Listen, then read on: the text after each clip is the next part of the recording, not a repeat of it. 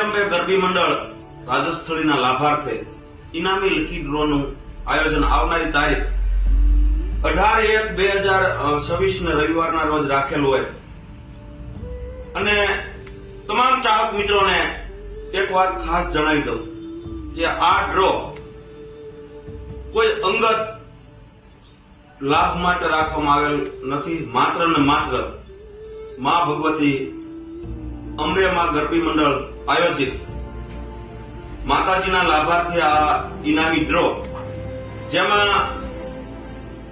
કૂપનની કિંમત રાખવામાં આવેલ છે 200 રૂપિયા. ટોટલ ઇનામ 401 ઇનામ રાખવામાં આવેલ છે અને 12,000 ટિકિટ રાખવામાં આવેલ છે. ટિકિટ પાછળ